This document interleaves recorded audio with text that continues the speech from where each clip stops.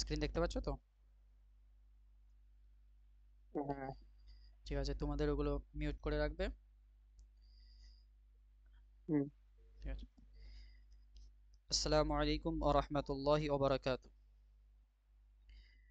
বিসমিল্লাহির রহমানির রহিম। আজকে আমরা যে কোর্সটা করতে চলেছি এটি হচ্ছে তাআল্লুমুল লুগাতুল আরাবিয়্যাহ, আরবির উপরে একটি কোর্স।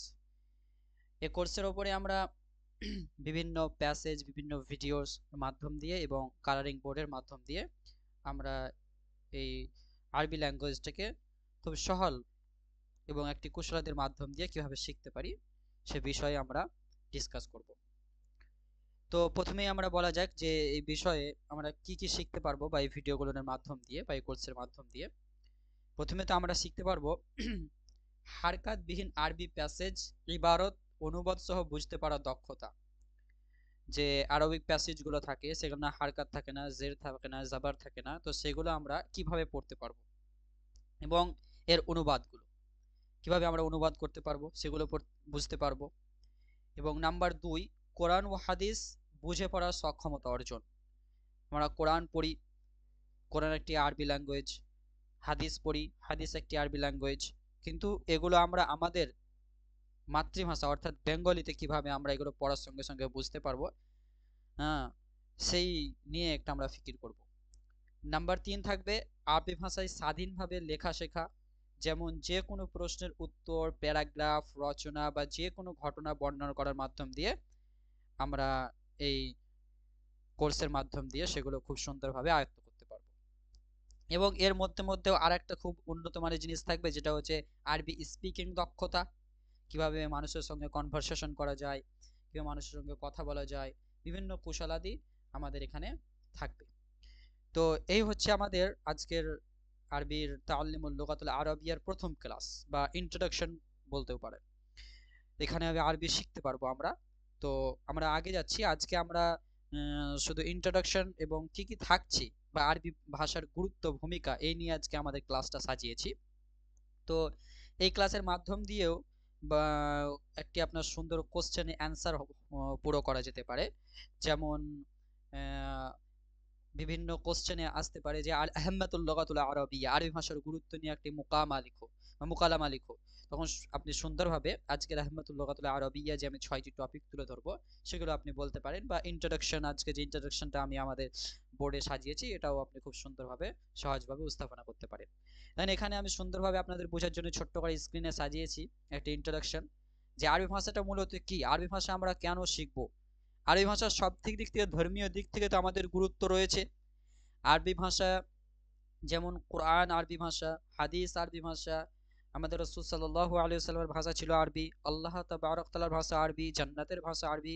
একটি হাদিসও রয়েছে এই মর্মে যে সবকিছু ভাষা যখন আরবি তখন আমাদেরকে আরবি শেখা অবশ্যই জরুরি। হ্যাঁ, এছাড়াও আমি দিয়েছি এখানে আরবি ভাষা একটি প্রাচীন ঐতিহ্যবাহী ভাষা, যা বিশ্বের অন্যতম গুরুত্বপূর্ণ ভাষাগুলোর মধ্যে গণ্য হয়। এটি ইসলাম ধর্মের পবিত্র গ্রন্থ কোরআন শরীফের ভাষা এবং আরব দেশগুলোর প্রধান ভাষা হিসেবে ব্যবহৃত হয়। বিশ্বের প্রায় 22টি দেশের রাষ্ট্রভাষা হিসেবে আরবি প্রতিষ্ঠিত এবং এটি জাতিসংঘের অন্যতম অফিসিয়ালি ভাষা। আরবি ভাষার শিক্ষা শুধুমাত্র ভাষাগত দৃষ্টিকোণ থেকে নয়, বরং সাংস্কৃতিক, ধর্মীয় এবং ঐতিহাসিক দিক থেকে অত্যন্ত গুরুত্বপূর্ণ। আরবি শিখে একজন ব্যক্তি ইসলামিক ধর্মীয় তত্ত্ব ও সাহিত্য, ইতিহাস, দর্শন এবং সংস্কৃতি সম্পর্কে গভীর ধারণা লাভ করতে পারেন। এছাড়াও আরবি ভাষার জ্ঞানে দক্ষতা অর্জন করলে মধ্যপ্রাচ্য এবং উত্তর আফ্রিকার দেশগুলোর সাথে ব্যবসায়িক এবং সংস্কৃতি সম্পর্কে উন্নয়ন সহায়ক হতে পারে। আরবি ভাষার অক্ষর পদ্ধতি, ব্যাকরণগত বৈশিষ্ট্যগুলো অনেকটাই আলাদা, যা এই ভাষাকে চ্যালেঞ্জিং কিন্তু আকর্ষণীয় করে তোলে। যারা আরবি ভাষা দেখবেন কথা বলে, যারা আরবি ভাষা বুঝতে পারে তারা আরবি ভাষার মধ্যে কথা বলে একটা মজা পায়, আনন্দ পায়। তাই জন্য আরবি ভাষা বলে একটি সুন্দর, আরবের মধ্যে সব থেকে দামি খাবার হচ্ছে সিরকা। তেমনি খাবার মধ্যে যেমন সিরকা সেরা, তেমনি ল্যাঙ্গুয়েজের মধ্যে সব থেকে সেরা হচ্ছে আরবি ভাষা। তবে নিয়মিত চর্চা ও সঠিক পদ্ধতি শিক্ষার মাধ্যমে কিন্তু আরবি ভাষা একটি সহজ ও সুন্দর ভাষায় হয়ে উঠতে পারে। সেটা আমাদেরকে কিভাবে করতে হবে? নিয়মিত চর্চা করতে হবে, সঠিক পদ্ধতিতে শিখতে হবে। আমরা ভারতবর্ষ ওয়েস্ট বেঙ্গলে বা পশ্চিম বাংলাতে বসবাস করি, আমাদের এখানে বেশি ভাষা বাংলা চলে এবং বাংলার মাধ্যমে দিয়ে আমরা কি করি, অনেক জায়গায় ইংরেজি ভাষাও কথা বলি। আমাদের চর্চা নেই, সঠিক পদ্ধতি নেই, আমরা যেখানে যাই সেখানে আমাদেরকে কি হয়, বাংলা বা কিছু ইংরেজি দিয়েই কথা বলতে হয়। সেখানে আমাদের দেখা যায় যে আমাদের মাতৃভাষা ইংরেজি না হওয়ার কারণে বিভিন্ন মাধ্যম দিয়ে আমরা ইংরেজি ভাষা বলতে পারি, কিন্তু আরবি ভাষা একটি মানুষ 8 বছর 10 বছর ধরে পিএইচডি করেও কিন্তু আরবি ভাষায় কথা বলতে পারছে না। কেন? এর অন্যতম কারণ হচ্ছে তার মধ্যে চর্চা নেই, কনভারসেশন নেই, স্পিকিং নেই, কার সঙ্গে কথা বলবে, কোথায় গিয়ে কথা বলবে, এত কিছু আরবি ভাষা, এত কিছু আরবির মানে অনুবাদগুলো জেনেও কিন্তু আরবি ভাষা কথা বলতে আমরা পারি না। তো আমরা প্রথম পর্যায়ে ইন্ট্রোডাকশনে আরবি ভাষার গুরুত্ব নিয়ে আলোচনা করলাম। এছাড়াও আমরা যেহেতু আজকের আরবি ভাষার গুরুত্ব নিয়ে ক্লাসটা সাজিয়েছি, আরেকটি কয়েকটি টপিক অনুযায়ী আমরা আরবি ভাষার গুরুত্ব নিয়ে আজকে আলোচনা করব। কেননা আরবি ভাষার গুরুত্ব নিয়ে এই জন্য আলোচনা করা দরকার, কারণ আমরা যে ভাষাটা শিখতে যাচ্ছি সেটা হচ্ছে আরবি ভাষা। এর গুরুত্ব, এর ফায়দাটা যদি আমরা না জানতে পারি, সেটা কিন্তু আমাদের কাজে লাগাতে পারবো না, বেকার হয়ে যাবে। কারণ যে কিছু আমরা শিখবো ওর মধ্যে একটা গোল থাকতে হবে, এম থাকতে হবে। আর যেহেতু আমরা অনেকেই জানি না যে আরবি ভাষা হচ্ছে সব থেকে অন্যতম একটি ভাষা, যেটা মধ্যপ্রাচ্যের 22টি দেশের ভাষা। আর তাদের সঙ্গে আমাদের বিভিন্ন ভাব অনুবাদ করতে হয়। কেননা ভাব অনুভব কেন করতে হয়? কেননা সেখান থেকে তেল এক্সপোর্টিং বিভিন্ন কাজ বাইরের দেশগুলো থেকে হয়ে থাকে। সেখানে সরকার নিয়োজিত করে, রাষ্ট্রীয় দূত নিয়োজিত করে তাদের সঙ্গে কথা বলার জন্য, এবং একটা বড় মাপের স্যালারি থাকে। এটা আমরা যদি আরবি ভাষাকে সুন্দরভাবে আয়ত্ত করতে পারি, তাহলে সেখানে কি করতে পারবো, আমরা সেখানে অ্যাপ্লাই করতে পারবো, রাষ্ট্রীয় দূত হিসেবে, সরকারের গভর্নমেন্ট হিসেবে আমরা কাজ করতে পারি। তো আরবি ভাষা পৃথিবীর একটি গুরুত্বপূর্ণ ভাষা, যার প্রভাব ও গুরুত্ব বিশ্বব্যাপী বিস্তৃত। এই ভাষাটি একাধিক ধর্মীয়, সাংস্কৃতিক, ইতিহাস এবং বিজ্ঞানের মধ্যে একটি সেতু বন্ধন হিসেবে কাজ করে। আরবি ভাষার গুরুত্ব বিভিন্ন দিক থেকে পর্যালোচনা করা যায়, যা পৃথিবীর বিভিন্ন অঞ্চলে এর অবস্থানকে আরো সুদৃঢ় করে তোলে। এর 1 নম্বর হচ্ছে ধর্মীয় গুরুত্ব। এর 1 নম্বর হচ্ছে ধর্মীয় গুরুত্ব। আরবি ভাষার সবচেয়ে বড় গুরুত্ব ধর্মীয় দৃষ্টিকোণ থেকে।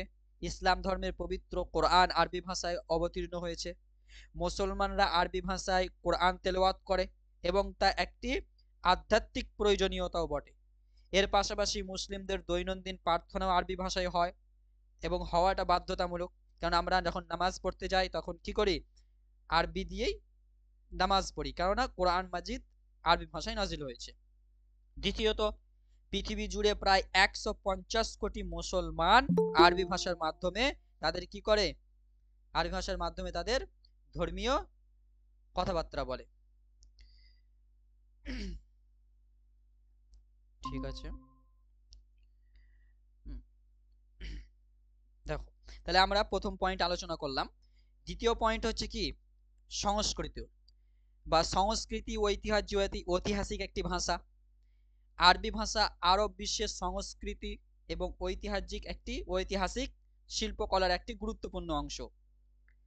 এবং প্রাচীন আরব সাহিত্য যেমন শের, কবিতা এবং কাহানি, গল্প আরবি ভাষার মাধ্যমে সংরক্ষিত হয়েছে এবং এটি আজও বিশ্ব সাহিত্যিক প্রভাবিত করে। তার পাশাপাশি প্রাচীন মুসলিম বিজ্ঞানী ও দার্শনিকদের অনেক গ্রন্থ আরবি ভাষায় লেখা হয়েছে, যেগুলি বিশ্ব বিজ্ঞানে গুরুত্বপূর্ণ ভূমিকা রেখেছে। কবিতা শেরের মাধ্যম দিয়ে আরবি ভাষা আরো উচ্চ মাকামে গেছে।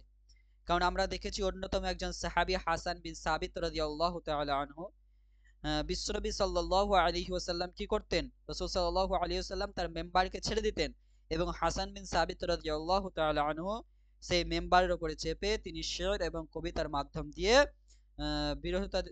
বিরোধিতাদেরকে কি করতেন, কথা বলতেন তাদের সঙ্গে কবিতার মাধ্যম দিয়ে তাদেরকে বিভিন্নভাবে রোস্ট করতেন।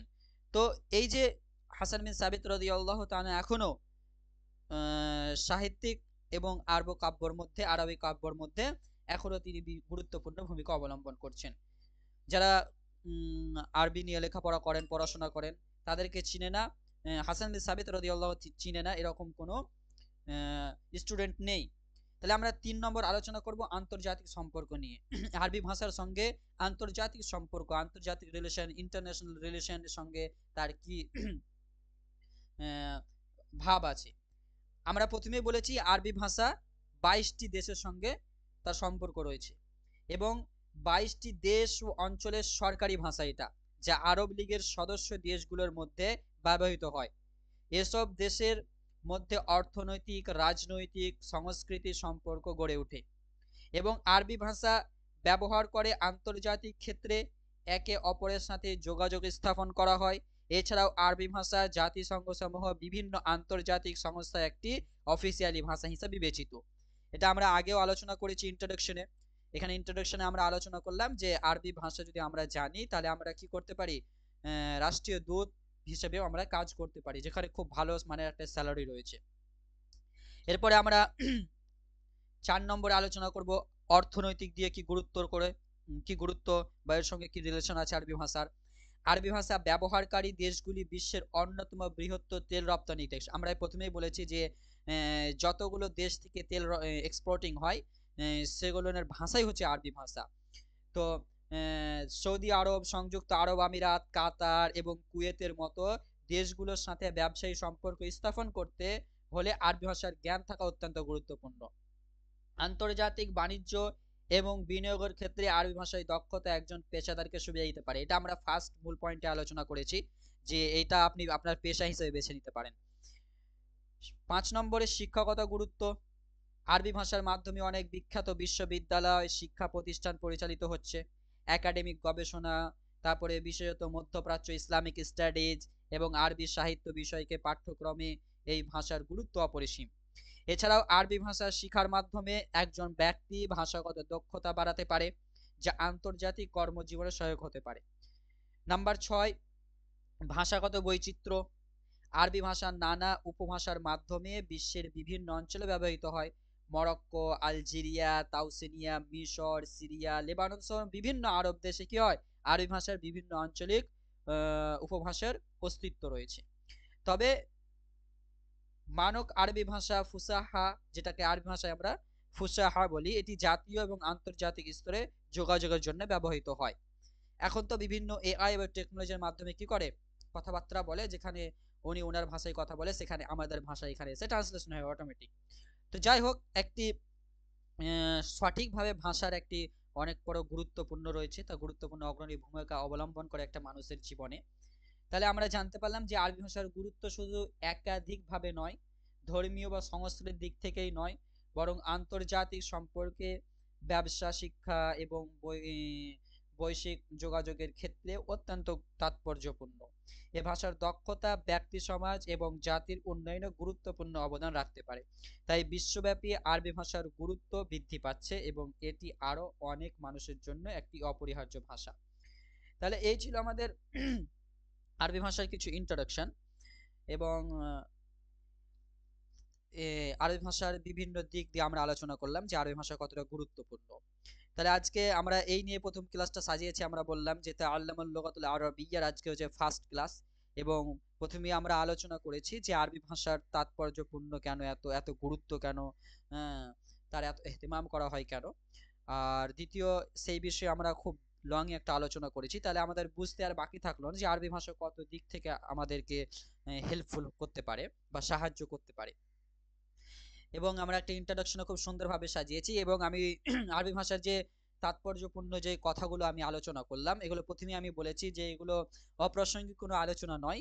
এই প্রাসঙ্গিক আলোচনা কেন নয় বললাম, এগুলো আপনাকে বিভিন্ন কোশ্চেন কিওর্সের মাধ্যমে আপনাকে এটা অ্যান্সার করতে হতে পারে। যে কোনো জায়গায় আপনি আরবিক অ্যান্সার দিচ্ছেন, সেখানে আপনাকে বলা হলো যে আহম্মাতুল লুগাতুল আরাবিয়্যার উপরে একটি মুকালামা লিখুন, তো সঙ্গে সঙ্গে আপনি এই 5-6টি পয়েন্ট আপনি খুব সুন্দরভাবে করতে পারেন সহজেই। তাহলে আমরা এবারে দেখব যে এই ভাষাটা শিখতে গেলে তরিকাতু সাহলাতুত তাআল্লুমুল লুগাতুল আরাবিয়্যা, আরবি ভাষার দক্ষতা সমূহ অর্জন করতে গেলে খুব সহজ। তরিকা মানে হচ্ছে নিয়ম কানুন, সাহলাতুন মানে সহজভাবে, তাআল্লুমুল লুগাতুল আরাবিয়্যা এবং এই আরবি ভাষাকে আমরা আয়ত্ত করতে পারবো কিভাবে এবং অতি সহজভাবে, সেই দিকটা আমরা আলোচনা করব। নিচে আমি দেখেন একটি প্যারাগ্রাফ করেছি যে একটি ভাষা পূর্ণরূপে আয়ত্ত করতে হলে এই ভাষা সংক্রান্ত 4টি দক্ষতা অর্জন করতে হবে আমাদেরকে। অবশ্য ভাষার এই 4টি দক্ষতা আমি পরের প্যারাগ্রাফে আমি বা পরের বোর্ডে আমি এটা নিয়ে যাচ্ছি। তো আমরা প্রথমেই জেনে নিই, প্রথমে এটা আমাদেরকে ভালো করে মাথায় রাখতে হবে, যে কোনো ভাষা আমাদেরকে শিখতে গেলে সর্বপ্রথম 4টি মূল পয়েন্ট আমাদেরকে জানতে হবে, এবং সেই 4টি মূল পয়েন্ট হচ্ছে আল ইস্তেমা, আল কালাম, আল কিরাআ, আল কিতাবা। ইস্তেমা মানে হচ্ছে শোনা, আল কালাম মানে হচ্ছে বলা, আল কিরাআ মানে পড়া, আল কিতাবা মানে হচ্ছে লেখা। এর প্রত্যেকটা মূল পয়েন্ট আমরা আলোচনা করি চলুন। ভাষা শেখার ক্ষেত্রে শোনা, বলা, পড়া এবং লেখা এগুলো মূলত ভাষার 4টি প্রধান দক্ষতা, এবং প্রতিটিরই নিজস্ব গুরুত্ব রয়েছে। এই 4টি দিক এই 4টি দিক একে অপরের সাথে সম্পর্কিত এবং সমন্বিতভাবে কাজ করলে একটি ভাষা শেখা সহজ এবং কার্যকারী হয়। নিচে প্রতিটি নিম্নত প্রতিটি আমি আলোচনা করতে চলেছি। প্রথমে আছে শোনা অর্থাৎ লিসেন্টিং। ভাষা শেখার প্রথম এবং অত্যন্ত গুরুত্বপূর্ণ দিক হলো শোনা। শোনার মাধ্যমে আমরা ভাষার প্রাকৃতিক উচ্চারণ ও ছন্দ শিখি, শব্দ ও বাক্যের সঠিক ব্যবহার এবং ভাষার প্রাকৃতিক প্রভাব বুঝতে পারি, নতুন শব্দ এবং অভিব্যক্তি শিখতে পারি, যা পরবর্তীতে বলা এবং লেখা কাজে আসে। শোনা শুধুমাত্র ভাষার মৌলিক জ্ঞান অর্জনে সহায়তা করে না, বরং আপনার কম্প্রিহেনশন, এক্সপ্রেশন আরও বিভিন্ন দিক থেকে আপনাকে আরও হেল্পফুল করে। বুঝতে পারা এবং অডিটরি স্কিল এবং কনভারসেশন স্কিল, আপনি কিভাবে একটা মানুষের সঙ্গে কথা বলবেন, এটা কি করে উন্নত করে শুধু একটা শোনার মাধ্যম দিয়ে। এজন্য আপনাকে কি করতে হবে, বিভিন্ন ওয়েবসাইট থেকে বিভিন্ন অ্যারাবিক ভিডিও, অ্যারাবিক সিরিজ পাওয়া যায়, খুতবা পাওয়া যায়, বিভিন্ন অ্যারাবিক সিরিজগুলো আমরা সেগুলো দেখতে পারি। আমরা যদি বুঝতেও না পারি সেগুলো আমরা দেখব, এবং প্রতিদিন, যেহেতু আমরা ভাষাটা বুঝতে পারি না বলে কি হয় আমাদের বোরিং লাগবে, সেই হিসাবে আমরা একটা সিরিজকে বেছে নেব যার পর্ব রয়েছে, সেই পর্বগুলো আমরা প্রতিদিন 5 মিনিট 4 মিনিটের পর্ব প্রতিদিন একটা করে শুনবো। এতে কি হবে, আমাদের কনভারসেশন স্কিলটা, বলার যে স্কিলটা, হ্যাঁ, ডিসকাস, এবং এটা খুব সুন্দর হবে এবং লিসেনিংটার ফায়দা আমরা তুলতে পারবো। দ্বিতীয়ত আছে কালাম, স্পিকিং, বলা ভাষার একটি সক্রিয় দক্ষতা। ভাষা শেখার পরবর্তী ধাপ হলো সেই ভাষায় কথা বলা।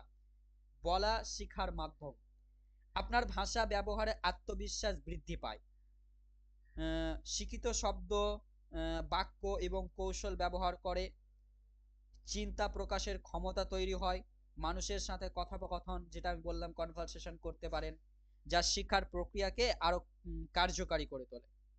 বাক্য গঠন এবং ভাষার সঠিক প্রয়োগ সহজে শিখিয়ে নেওয়া যায়। আল কালাম, এই বলা স্পিকিংটা আমরা অনেকে লজ্জা বোধ করি যে আমরা ভুল বলছি বা কি বলছি, বা অনেকে হাসি ঠাট্টামো করবে, পার্শ্ববর্তী কি বলবে, এটা কিন্তু একটি ভুল ধারণার মধ্যে রয়েছে। আসলে যে যা বলুক, তাদের বলাটাই হচ্ছে কাজ, কিন্তু আমাদেরকে শিখতে হবে। সুতরাং আমাদের পার্শ্ববর্তী যারা রয়েছে তাদেরকে অ্যারাবিকে কথা বলার চেষ্টা করব। বিভিন্ন আমরা যে ডেলি রুটিনগুলো আছে, সেই ডেলি রুটিনগুলো আমরা কি করব, খাতায় লিখবো, খাতায় লিখে আমরা নিজে নিজে বলার প্র্যাকটিস করব। এই বলার মাধ্যম দিয়ে আমরা অতি সহজেই আরবিকটিকে আরো আয়ত্ত করতে পারবো।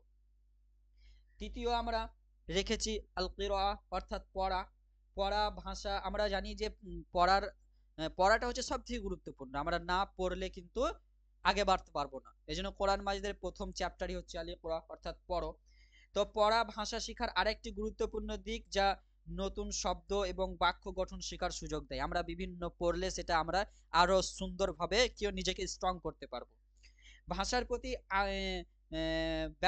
ব্যাকরণ এবং ভাষার নিয়ম সম্পর্কে গভীর ধারণা অর্জন করতে সহায়তা করে যদি আমরা কোনো বই কিতাব পড়ি। ভাষার প্রতি আন্তরিক আগ্রহ বৃদ্ধি পায় এবং বিভিন্ন ধরনের লেখার ধরন সম্পর্কে ধারণা পাওয়া যায়। পরে একটি প্যাসিভ স্কিল বলে, আর প্যাসিভ স্কিল হলেও এটি সক্রিয়ভাবে বলা ও লেখার দক্ষতা বৃদ্ধিতে সাহায্য করে। 4 নম্বরে রেখেছি আল কিতাবা অর্থাৎ রাইটিং। লেখা ভাষার একটি সক্রিয় এবং সৃষ্টিশীল দিক, যা ভাষার শুদ্ধতা এবং ব্যাকরণের যথাযথ প্রয়োগ শেখায়। আমরা অনেকে লিখতে চাই না, হয়তো আমাদের হাতের লেখা খারাপ বা বিভিন্ন কারণে আমরা লিখতে চাই না, কিন্তু লিখা এটা আমাদেরকে করতে হবে। এই লিখার মাধ্যম দিয়ে আপনি আরো সুন্দরভাবে আরবিকের যে বিভিন্ন গ্রামারিটিক্যাল ভাবগুলো রয়েছে এগুলো আপনি বুঝতে পারবেন।